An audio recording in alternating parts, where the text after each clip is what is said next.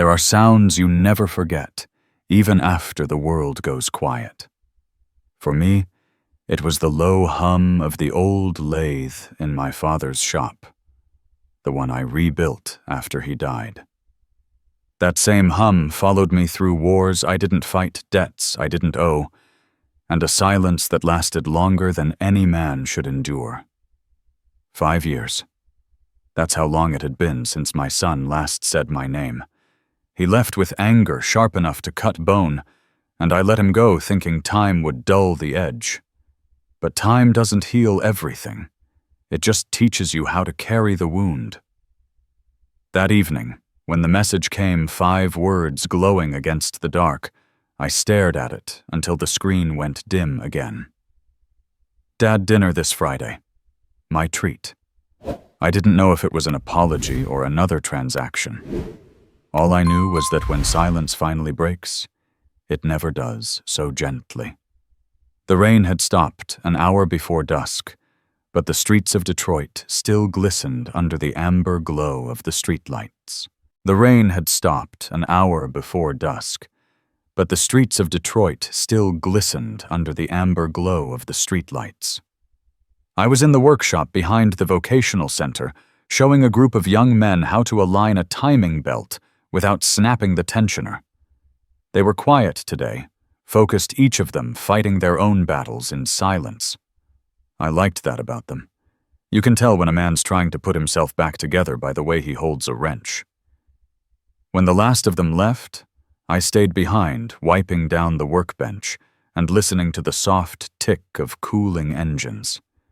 The smell of oil, sweat, and metal lingered in the air, a scent that had followed me through most of my life.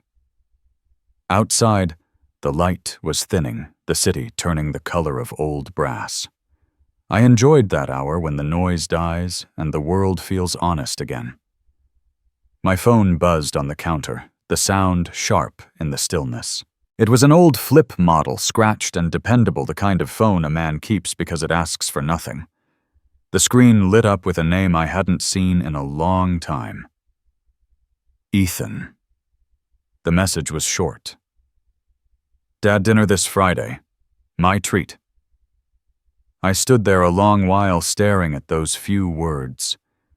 They looked harmless, polite even, but something in my chest tightened. The last time my son reached out, he needed me to co-sign an $80,000 loan. I said no.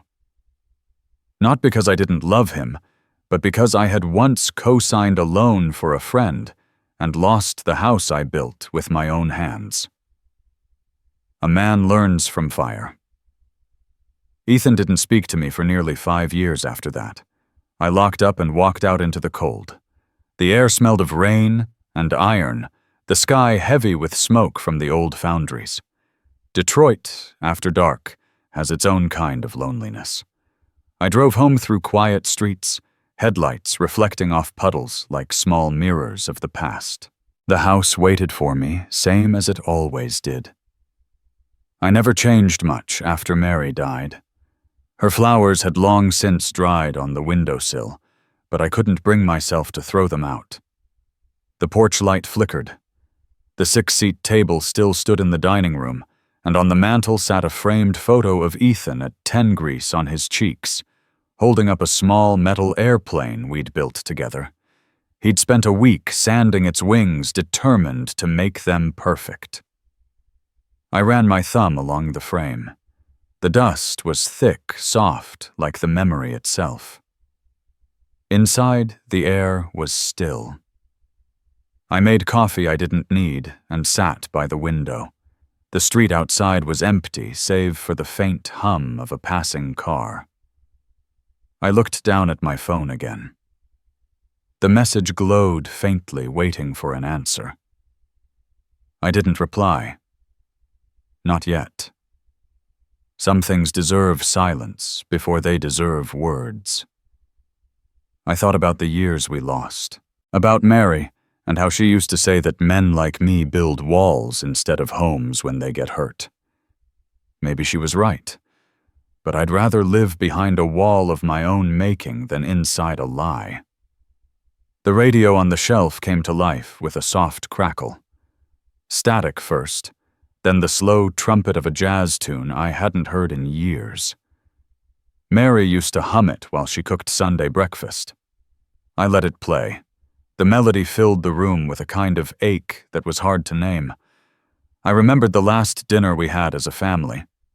Ethan was still in college then, sharp and full of ideas, talking about how success favored the bold. I told him it also favored the honest. We argued, of course. Mary laughed and tried to calm us both. I didn't know it then, but that would be the last night I'd hear them both laugh under the same roof. I leaned back and looked at the workshop light flickering across the street. Somewhere in Chicago, my son was running a company with my name on it. Halford Engineering. I'd heard from old colleagues that he'd landed a defense contract. Big job, high stakes. I wanted to believe he'd earned it the right way, but I also knew how ambition could bend a man if he let it. The wind pressed against the window long and low, like a warning I couldn't quite hear. Maybe peace has its own way of whispering before it breaks. I finished my coffee and walked to the hallway mirror. The man staring back was older than I remembered. Shoulders heavier, eyes slower. Still standing, but not untouched. I looked at the black suit hanging beside the mirror, the one Mary had pressed before her last church service. I hadn't worn it in years. The fabric still carried the faint scent of starch and lavender. I put it on. It fit tighter now, but it fit. I stood there buttoning the coat, studying the reflection as if it belonged to someone I used to know. My phone buzzed again. Another message. Friday 7, Rivertown Steakhouse. That was our place. Mary's favorite. We used to go there every year for birthdays. I stared at the screen until it dimmed. Then I slipped the phone into my pocket and looked back at the mirror. For the first time in years, I felt something move inside me. Quiet, but real. Not fear, not anger. Something like readiness. Outside, the wind brushed against the windows again, softer now, as if to remind me that every silence carries a beginning. I straightened the collar of my coat, the jazz tune still humming in the background, and spoke softly to the man in the mirror. "Let's see who you've become, son." The words hung in the air long after I'd turned off the radio. The house went silent again, but this time it didn't feel empty. It felt like something was waiting. The night was windless but cold, the kind that seeps quietly through your sleeves. Detroit glowed behind me as I drove toward the river, headlights cutting through fog that had started to settle over the asphalt. I didn't turn on the radio. The sound of tires against wet pavement was enough company. The restaurant sat on the corner, where the road curved toward the water. Rivertown Steakhouse. The red neon sign buzzed faintly against the brick just as it had 20 years ago. Mary loved this place. She said the dim light made everyone look kinder. Inside, the air smelled of bourbon and grilled beef. The clatter of cutlery was steady, polite, and the low hum of conversation folded over itself like background music. The hostess led me to the same table we used to sit at a booth by the window. I noticed the river through the glass, still and dark, moving only where the wind touched it. Ethan was already there. He stood as I approached, smiling too quickly. His hair was shorter than before, combed back with care. The navy suit he wore looked expensive, almost deliberate, as if he wanted to prove something. He reached out and shook my hand, his grip firm but brief. Beside him sat a woman I didn't know. She rose halfway from her seat, extending a hand and introducing herself. Janet Price. Her tone was professional, polished, and a little rehearsed. She said she worked in corporate law and had been assisting Ethan with some contract reviews. I nodded, sitting down across from them. The table was already set, a bottle of red breathing beside the water glasses. Ethan talked first. He always did. He spoke about Halford Engineering, about how the company was growing again, about new government contracts that could put them on the national map. His voice was steady, almost proud, but there was something practiced in his rhythm. The way he spoke told me he had repeated this speech before. I listened, cutting my steak slowly, letting the words fall between us like coins into a well. Janet smiled when he spoke, but not at him. Her gaze drifted toward the corner of the room more than once, as if she wanted to be anywhere else. The waitress came by to refill our glasses. I caught Ethan's hand fidgeting with his cufflink. It was something he did as a boy when he knew he'd done wrong and didn't want to admit it. I reached for the salt shaker out of habit, slid it quietly toward him. He looked at it for a moment, surprised, then nodded a small thank you. The motion was nothing, but it reminded me of all the dinners we had when a gesture said more than a sentence. When the plates were half empty, Janet opened her leather folder and drew out a document. The movement was smooth and unhurried. She placed it in front of Ethan, who straightened, then slid it toward me. Dad, there's just one small thing, a formality. I glanced at the page. The logo in the corner was familiar. Same bank that nearly took my house years ago when I co-signed a friend's failed business loan. The kind of memory that sticks under your skin like a splinter. I began reading. The words blurred for a second before they came into focus. Personal guarantee. Joint liability clause. My name blank space waiting to be filled in blue ink. Ethan said softly, "It's just paperwork." I let the words hang there. They felt heavier than they should have. "You know what this means," I said. He leaned back, forced a smile that didn't reach his eyes. "It's what the lawyers need for the contract. Nothing more." Janet nodded once, not meeting my gaze. Her fingers traced the rim of her glass, but she never took a sip. Her nails tapped once, twice, then stopped. I looked at her carefully, then back at Ethan. My son had always been good with machines, not people. But now he was talking like a man who had learned to hide his panic behind confidence. The air felt thick. The low jazz from the speakers did nothing to soften it. I set my fork down and folded the document back toward him. "You should read the fine print," I said quietly. "This clause ties both of us to whatever your partners are doing."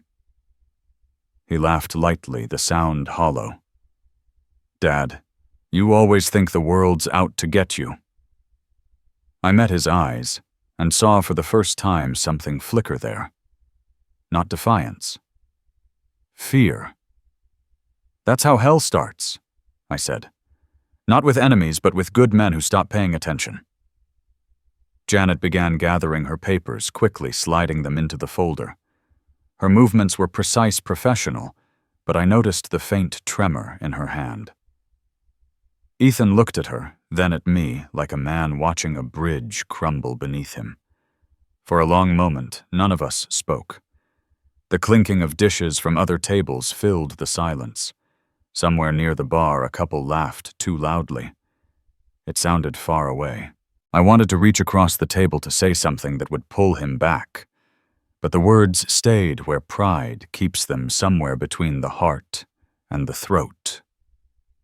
He said my name softly, then, not Dad, not Father, just John. The sound of it hit harder than I expected. I stood up slowly, reaching for my coat. He didn't stop me.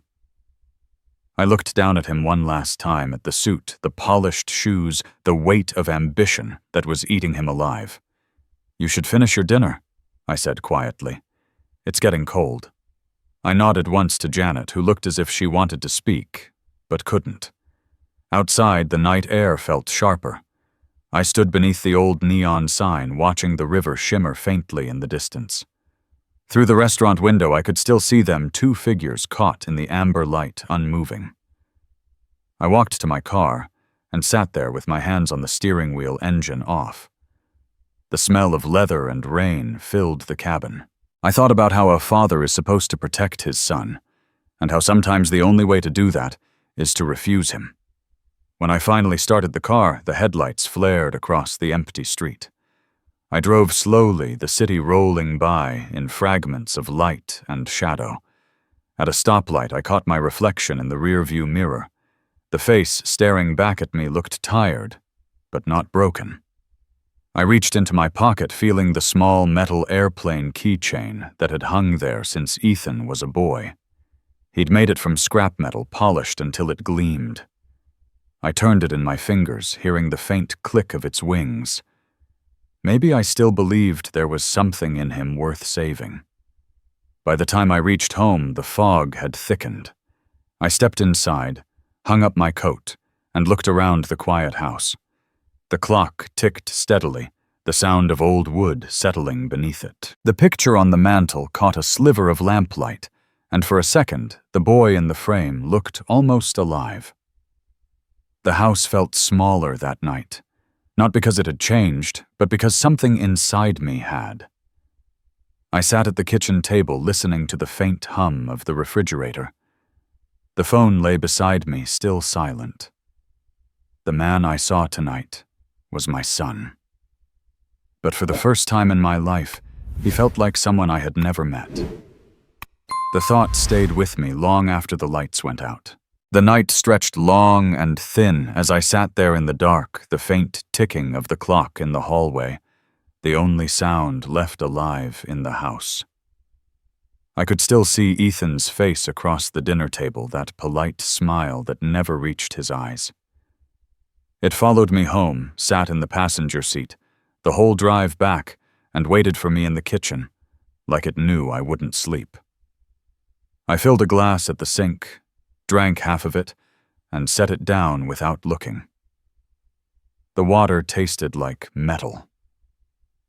My reflection in the window stared back, older than I remembered, the kind of tired that doesn't come from work, but from years of carrying the same disappointment around. When he was little, Ethan used to bring me broken things from the garage, tiny bolts and stripped screws waiting to see if I could fix them. I always could. Back then, he believed there was nothing I couldn't mend. Somewhere along the way, he stopped believing that. I turned toward the cabinet in the corner. The metal door stuck for a moment before opening, letting out a faint smell of oil and dust. Inside were the old files, stacked neatly untouched for years. I pulled one out, a gray folder labeled Halford Loan, and carried it to the table. The papers were yellowed, the ink fading around the edges. I flipped through until I found the signature that had ended everything. Clara Reynolds. Her handwriting was like her voice, deliberate and sharp, every curve perfect, every line waiting to cut. I reached into my jacket and took out the new contract Ethan had given me. The fold creases were still fresh. I unfolded it beside the old document and stared.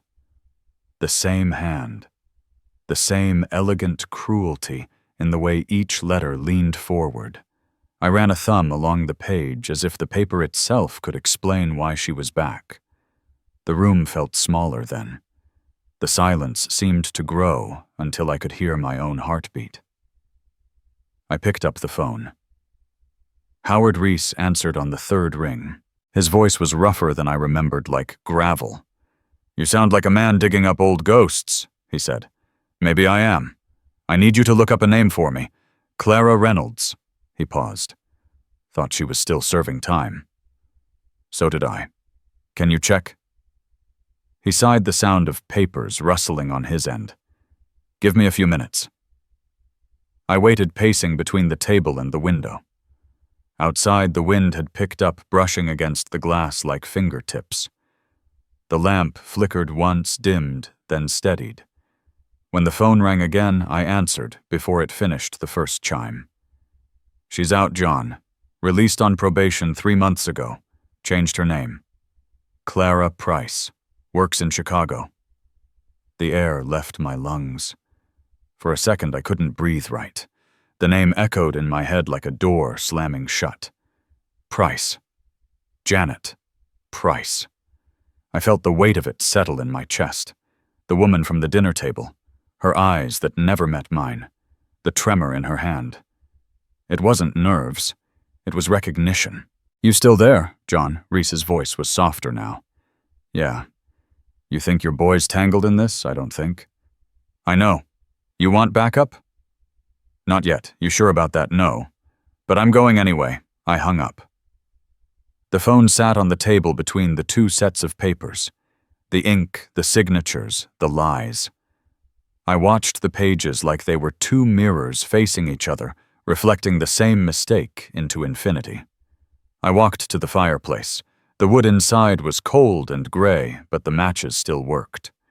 The flame trembled, caught, and grew. I fed the old documents to it one sheet at a time, watching Clara's name curl and vanish into smoke. The light danced across the room, sliding over the framed photographs, and the brass tools lined neatly on the wall. When the last paper turned to ash, I whispered, "If she's back, she won't use him again." The sound of my voice in the empty room startled me. I sat down for a while, staring at the embers, until they cooled to red dust. Upstairs, I packed my bag. A change of clothes, shaving kit, the key to the truck. I opened the drawer beside the bed. Mary's locket lay there, still faintly warm from the summer sun the last day she wore it. Inside was a small picture of her and Ethan standing on the porch, sunlight caught in their hair. I slipped it into my pocket. Before leaving, I turned off every light except the one by the window. The chair beside it was still empty, the same spot Mary used to read in when the world still made sense. I looked at it for a long moment before locking the door behind me. Outside, dawn was a pale streak over the rooftops. The cold bit through my coat. I started the truck, the engine rumbling low, steady, familiar. As I pulled out of the driveway, I glanced once in the rearview mirror. The house stood there small against the widening light, waiting for a story that would never finish. The highway opened ahead of me, endless and gray. I rolled the window down, letting the morning air rush in. The wind tasted like rain, or maybe memory. Chicago was 4 hours away. Long enough to think. Too short to forget. The city rose through the morning haze like a mirage made of glass and regret. Chicago always had that weight to it, a kind of restless chill that never really left your bones. The wind off the lake carried the scent of iron and diesel, and the sky hung low, heavy, and undecided. I drove through the South Loop, past warehouses and half-empty coffee shops, until the skyline gave way to the industrial blocks near the river. That's where Ethan's company stood, a sharp new sign on an old foundation. Halford Engineering. My name, his ambition. Inside, the air felt too clean, like the kind of place that wanted to hide its own history. The receptionist smiled politely, but kept her hands tight on the keyboard. She didn't ask who I was. She already knew. When I said I was looking for Ethan, she pointed upstairs without a word, and her eyes followed me until I turned the corner. Ethan's office was all glass and chrome modern, in a way that tried too hard. He stood behind his desk, the skyline reflected in the window behind him. He didn't come forward. "You drove all the way from Detroit," he said, voice steady but thin. I told him I had business in town. That was a lie, but he didn't ask what kind. He gestured toward the chair opposite him. I didn't sit. On his shelf, a frame faced away from the room. I picked it up before he could stop me. It was a photo of him and Clara. The right edge was cut jagged, her figure gone, but her shadow still visible along his shoulder. "Old picture," he said quickly. "Just business. She gave some advice a while back." Advice.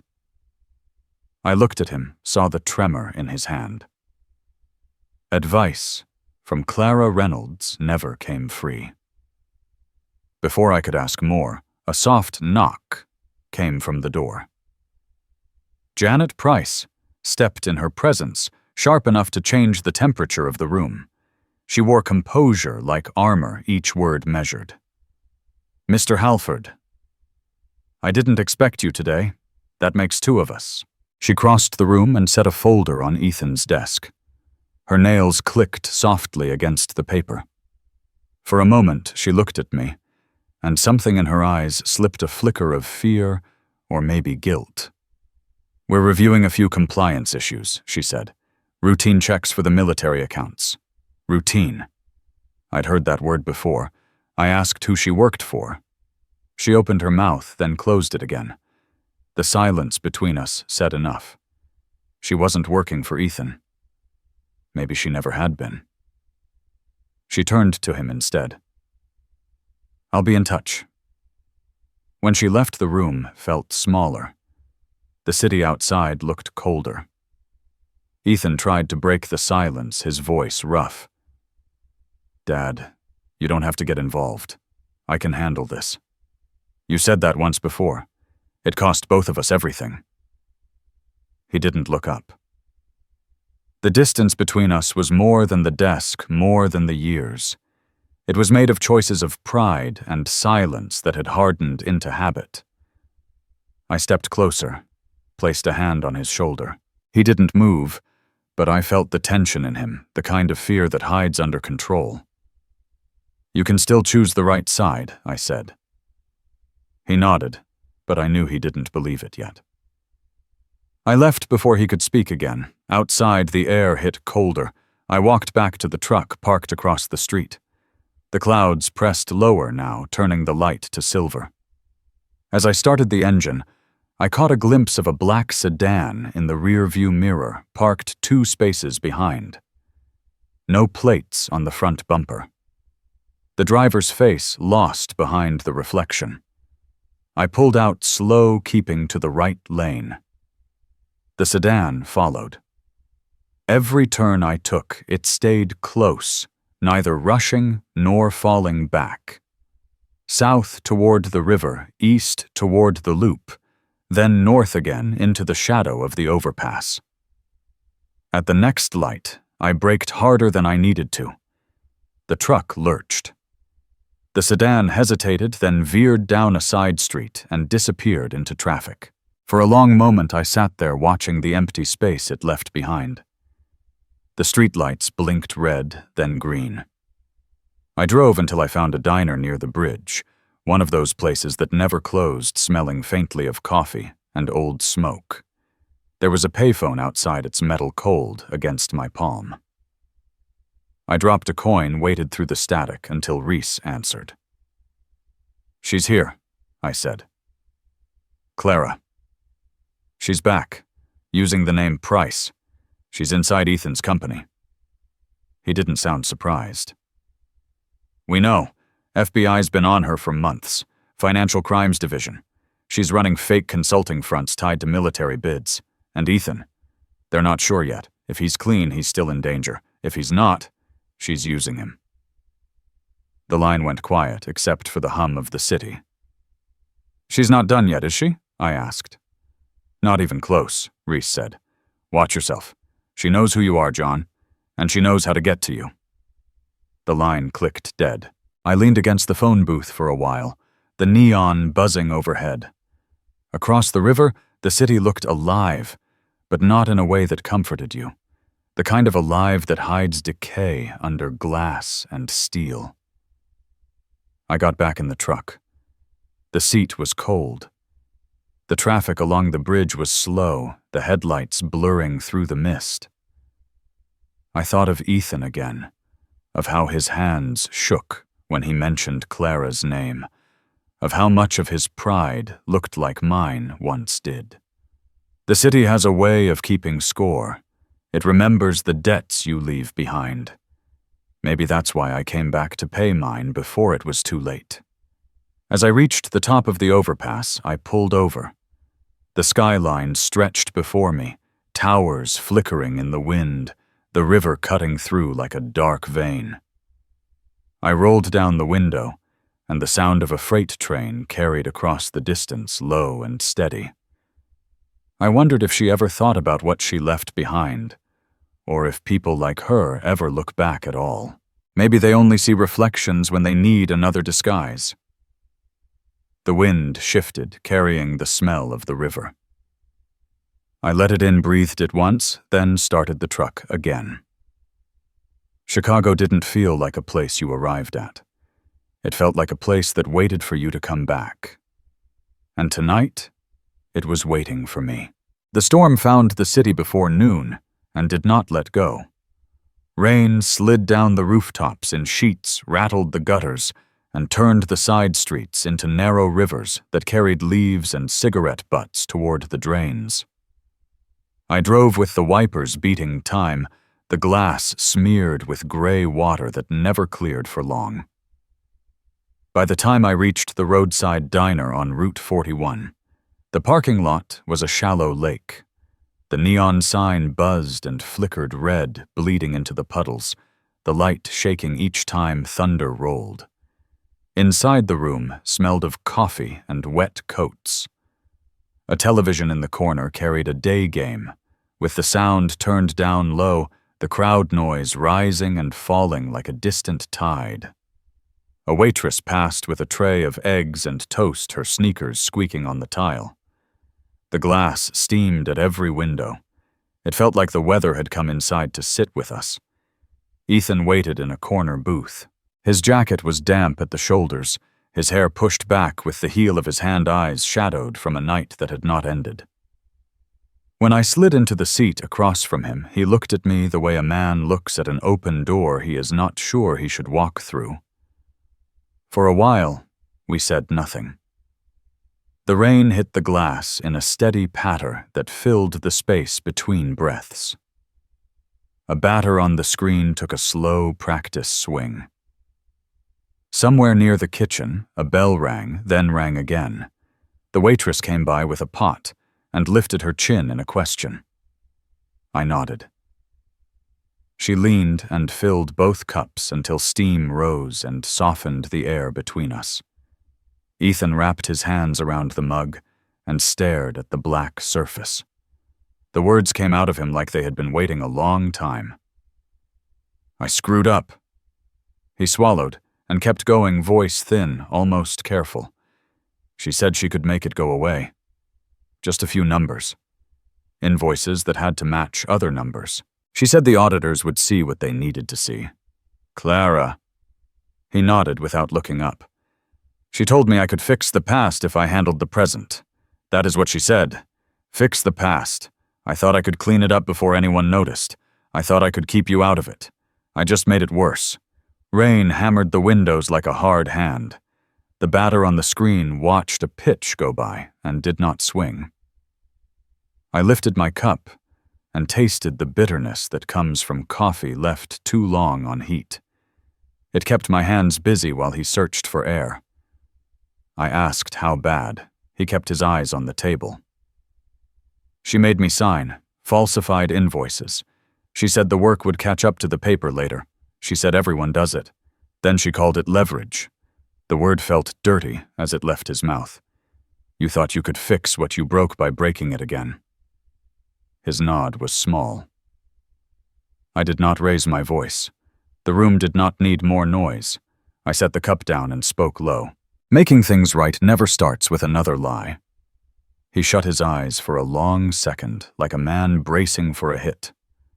When he opened them, he looked straight at me. I wanted you to be proud again.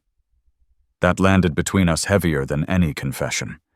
He was a boy again for a blink, the same boy who once stood in my garage with a bent screwdriver in his hand and asked if it could be saved. The rain worked at the roof, steady and patient. The game cut to a commercial for truck tires, and the volume lifted for a heartbeat, then dropped. The waitress approached with the pot. You folks doing okay over here? We both nodded. She poured left, and the steam rose again like a fragile truce. I reached into my coat and took out a card. Reese written in black ink that had smeared at the corner. I slid it across the table. Call him. Tell him everything. Not the version you wish was true, the one that is. If I do, they will come after me too. Probably. He held the card like it might burn him. His mouth opened, then closed. He stared at the window and watched the water crawl down the glass in crooked paths. I kept my voice steady. If you do not, she will use you until there is nothing left to use.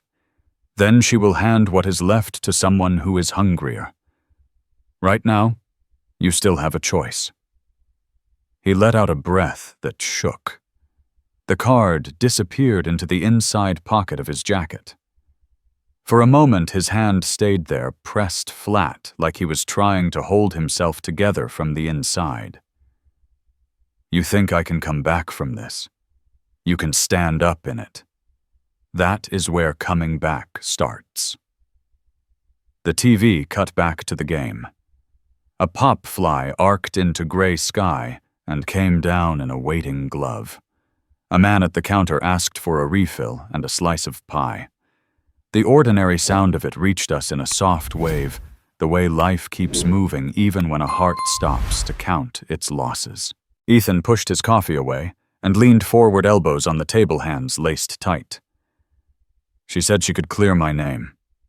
That is how she put it. Clear me. She used my need like a tool. I knew it, and I let her do it anyway. I let the admission sit. The hard part of truth is not saying it. It is hearing your own voice after and deciding who you are going to be now. He looked at me. What do I tell Reese? Everything. Names, dates, the invoices, the calls. You tell him when you knew it was wrong and why you did it anyway. Then you tell him you want to help fix it. He tried to smile. It failed and turned into something cleaner. You will be there. I will not carry you, I said. But I will stand beside you. He nodded once, a small bow that meant more than yes. He reached for his jacket. I will call him tonight. I watched him rise. The chair legs scraped the floor. He stood there for a second, unsure, then spoke. I am sorry, Dad. I felt the old heat climb my throat, the kind that makes a man say something he will regret and never take back. I swallowed it and kept my voice even. Do the right thing. Let that be the sorry. He breathed in, then out. He turned and walked toward the door. The bell jingled. The storm reached in and took him. Through the glass, I saw him pause beneath the awning. He put his head back and let the rain take his face. For a second, he looked like a man being baptized, not saved, but cleaned enough to start over. The streetlights broke across the puddles in thin gold lines. A siren moved somewhere far off and then faded. I stayed where I was, hands wrapped around the cup that had finally stopped steaming.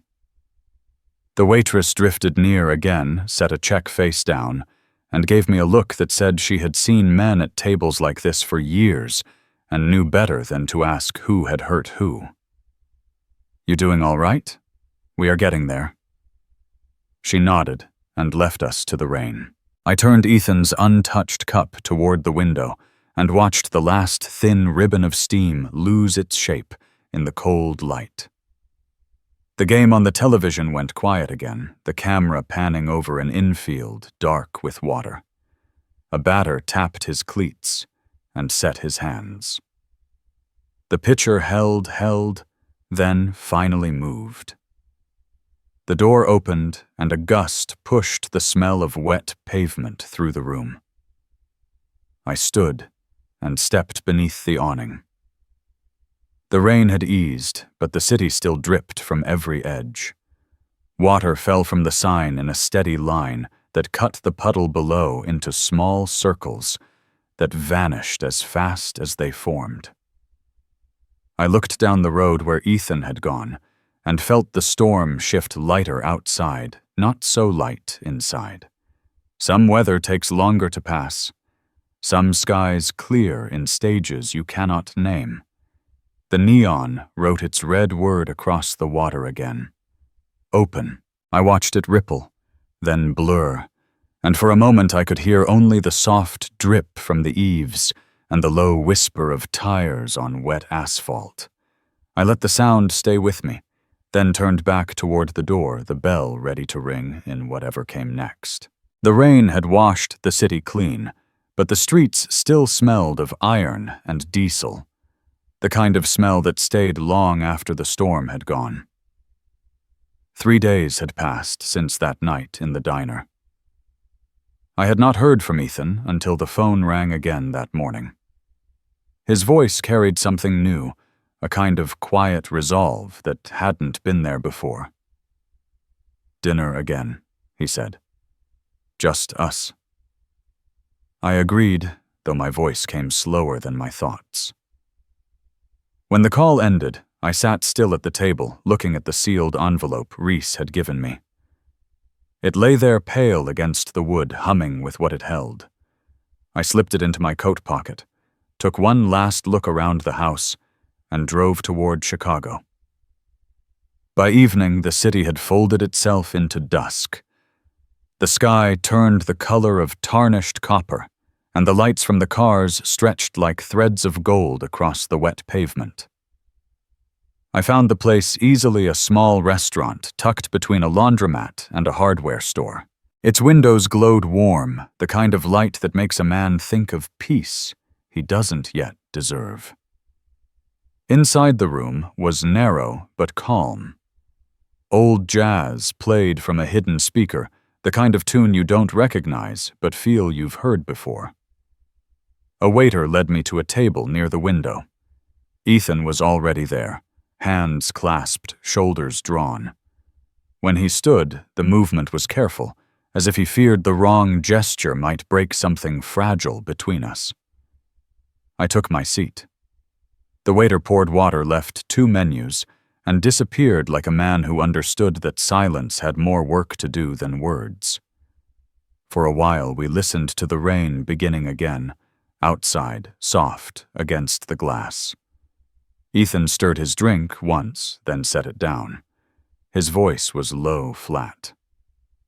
"Clara's back. She wants the company. If I don't sign it over, she'll expose everything."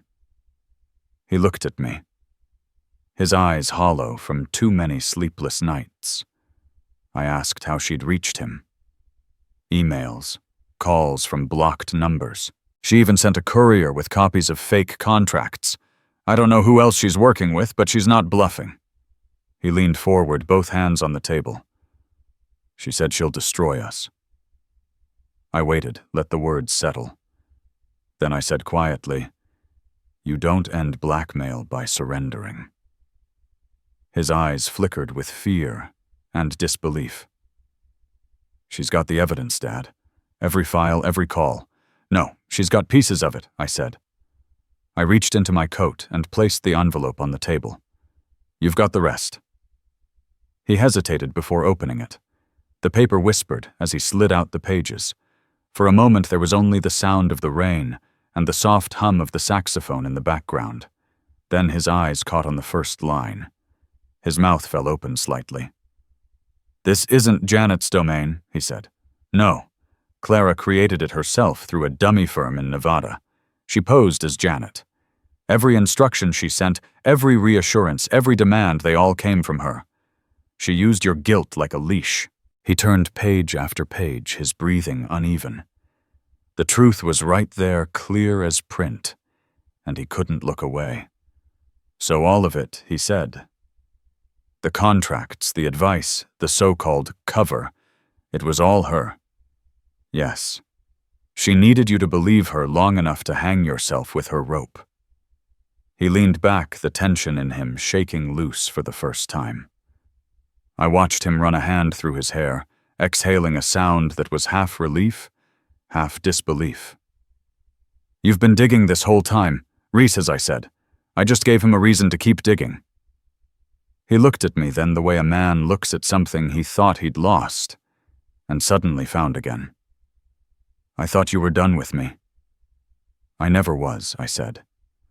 I just waited until you were ready to see what's worth saving. A waiter passed, asking if we were ready to order. Ethan shook his head without looking up. The man nodded once and left us to the storm outside. The silence between us wasn't heavy this time. It had a pulse, something alive beneath it. Ethan traced the edge of the envelope with his thumb. So what happens now? You tell Reese everything. The emails, the deals, the signatures. He's already been working with federal investigators. Clara's trail runs deep, but this will close it. He nodded slowly. She won't go quietly. She never did. But the truth doesn't care how loud she screams. He smiled faintly, a tired smile, the kind a man gives when he realizes the fight might be winnable after all. You really think justice still works, Dad? I believe in proof, I said. Proof is what outlives the liars. He folded the papers back into the envelope and held it like something sacred. For a moment, neither of us spoke. The waiter came again with a plate of bread we hadn't asked for. Ethan tore a piece, offered half to me. I took it without a word. It felt like communion. Outside, a siren passed in the distance, echoing between the buildings before fading into rain. A cab pulled up across the street, its headlights cutting through the mist. A man hurried inside with a soaked umbrella. Life went on indifferent to the weight sitting between us. After a long pause, Ethan looked up. You were right, he said. Justice begins with proof, not anger. I nodded. Anger only burns the man holding it. He took a sip of water, his hand steadier now. When he looked at me, I saw something shift. Not guilt, not pride, but balance. You know, he said, I thought fixing this meant hiding it, pretending it didn't happen. That's not fixing. That's burying. He smiled, small, but real. The rain outside had softened to a whisper. The lights from passing cars shimmered on the wet street like veins of gold. He reached across the table. His hand was firm this time. Then let's finish this together. I held his gaze and returned the shake. It wasn't forgiveness, not yet. It was something quieter, older. A promise made between two men who finally understood each other. We paid the bill and stood to leave. The waiter thanked us with a nod. As we walked toward the door, I caught our reflection in the glass. Two figures, one shadowed, one steady, both moving in the same direction. Outside, the drizzle felt almost kind. The air carried the faint scent of rain and coffee. Ethan walked beside me to the car, the envelope clutched under his arm.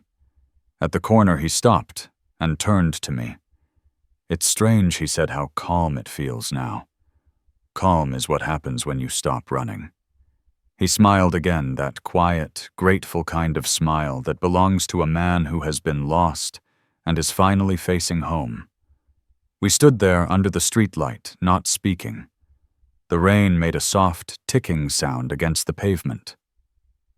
Somewhere nearby, a train horn blew, long and low, rolling through the mist. When he crossed the street, I stayed for a moment longer. The city had gone still except for the rain and the low hum of neon above the restaurant door.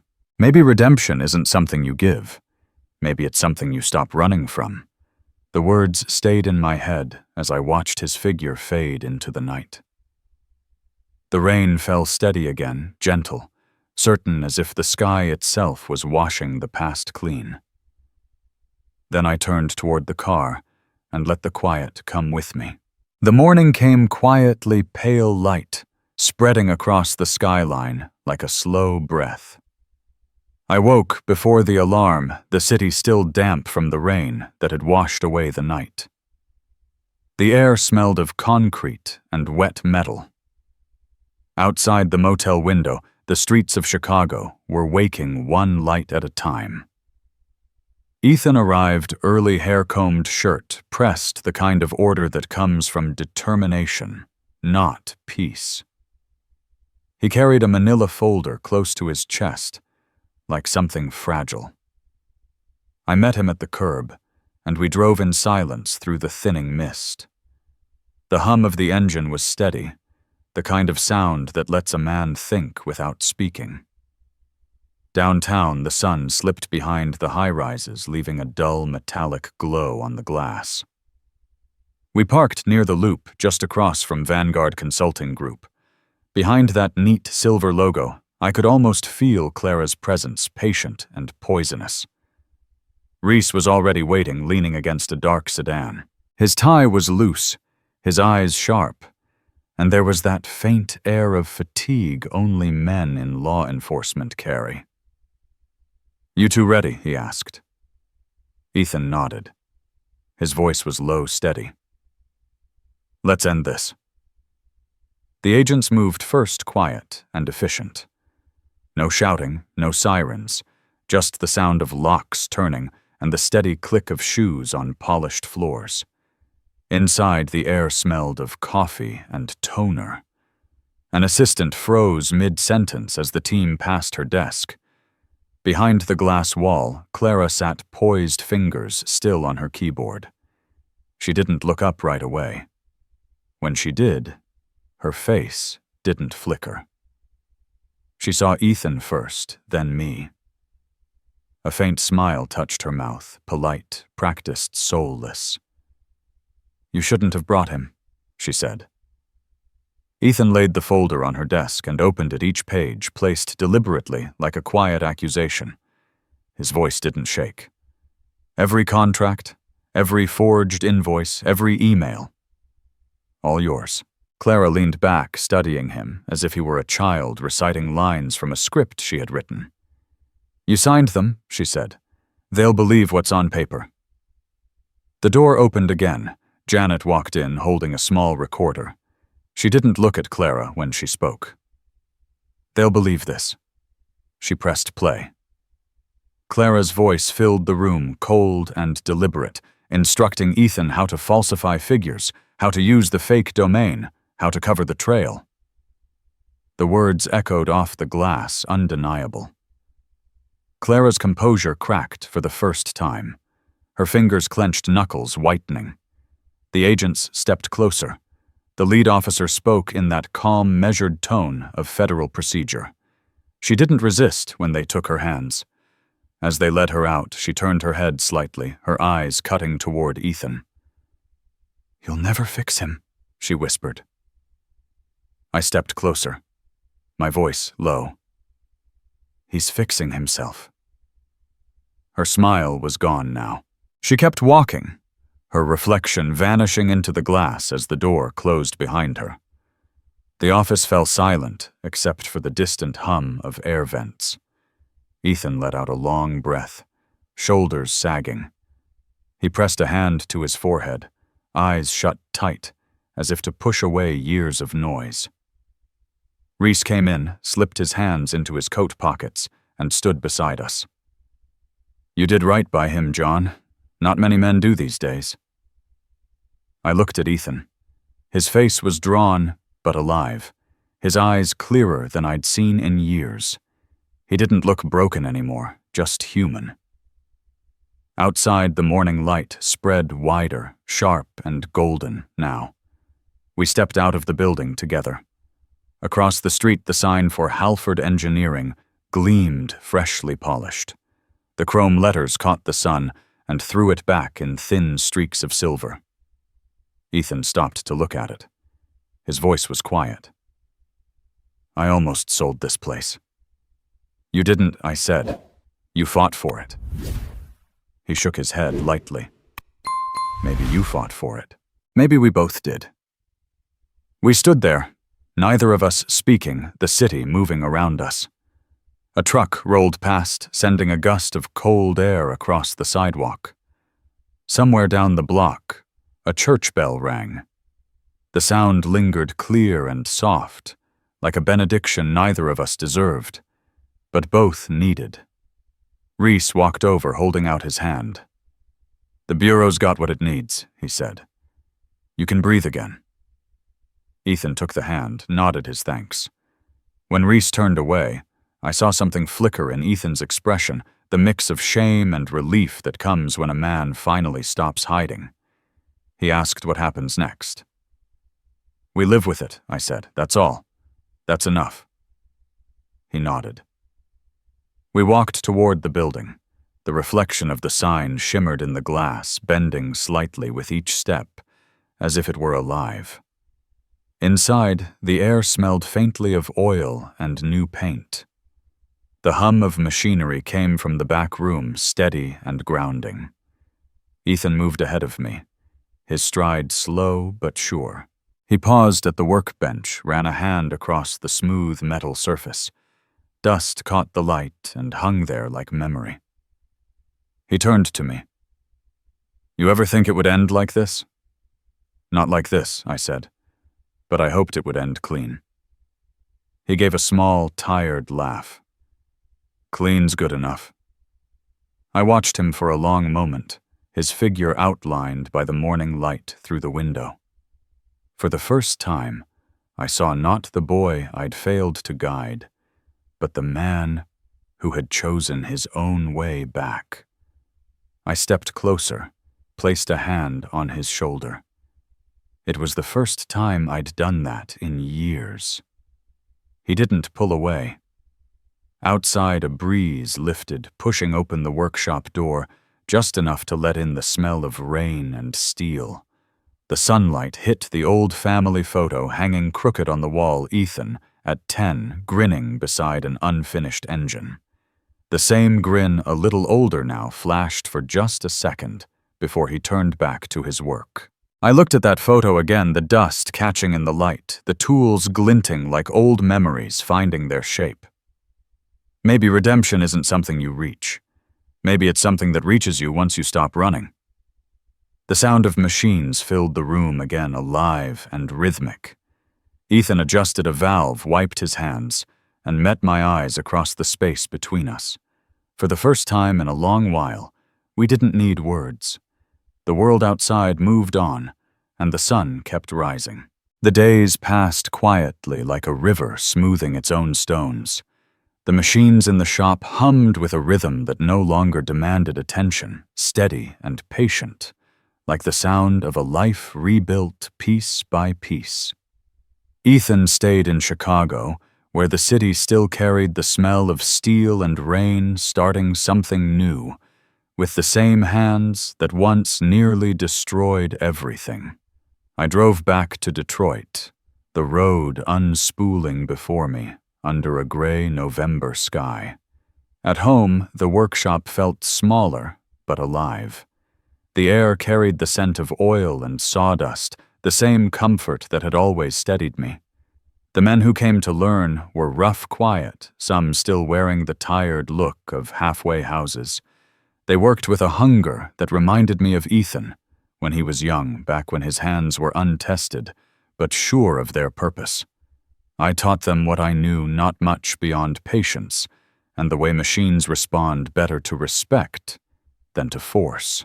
One afternoon, as the sun lowered behind the roofs of the neighborhood, the mailman left a package at the door. It was plain, no return address, just my name written in Ethan's handwriting, careful and neat. I opened it on the bench, the knife cutting through the tape with a soft rip. Inside was a small plaque of brushed steel, heavier than it looked. The engraving caught the late light. For things worth fixing. I held it in my hands for a long time, the words pressing quietly into the skin of my palms. The metal was cool at first, then warm. It wasn't a gift. It was a bridge, a sign that the silence between us had changed shape, no longer a wall, but something steady enough to stand on. I hung it above the old lathe where the cracks in the plaster met. The plaque caught a slant of sunlight, turning the wall from dull to golden. For years that spot had felt like memory's anchor, but now it felt like release. The radio in the corner played softly the same jazz tune that had followed me through storms and empty rooms. The trumpet sounded gentler now, like a man who had finally found the right key. That evening during class, a boy named Leo, 21, quiet but sharp, asked a question while he cleaned a carburetor. "Mr. Halford," he said, "is there anything you couldn't fix?" I looked at him for a moment, his hand still moving with a kind of careful determination. Outside the light was fading, the world turning the color of old copper. "People," I said, then smiled. "But sometimes they fix themselves." He nodded and went back to work. The tools clicked softly, the kind of sound that fills a room without owning it. I watched him for a while, the concentration in his face, the patience of his touch. There was something good in that, something that didn't need my words. When the class ended, the young men filed out their laughter, bouncing off the brick walls. I turned off the lights one by one, until only the glow from the radio remained. The workshop felt warm alive, as if the machines themselves were breathing. I stepped outside, the air cool and clean. The street was empty, the kind of quiet that belongs to small cities after the world has gone to sleep. Somewhere down the block, a porch light flickered on, and the hum of a faraway train drifted through the night. Back inside, the phone buzzed on the workbench. Ethan's name glowed on the screen. For a while, I just looked at it, smiling without knowing I was. I answered. He was in his new shop. I could see the faint reflection of the Halford Restorations sign behind him. The walls were white, the air clean, the sound of tools faint in the background. His hair was longer, his face thinner but lighter, like a man learning to live without armor. We talked about small things, the new hires, the old machines he'd found at auction, the slow but steady work. He told me he'd brought on 2 apprentices, both men with records who wanted a chance. I listened. He didn't ask for advice, and I didn't give any. There was no need. When he fell quiet, I waited. The silence between us felt full, not heavy. "Thanks, Dad," he said softly. I nodded. He saw it even through the screen. When the call ended, I sat there, the light from the phone fading into the reflection on the plaque. I reached out, brushed my fingers across the engraved words. The metal caught the glow from the streetlight outside, a slow pulse of amber and silver. For a moment, I thought I heard the faintest echo of his voice in the air, not in words, but in the steady rhythm of something mended.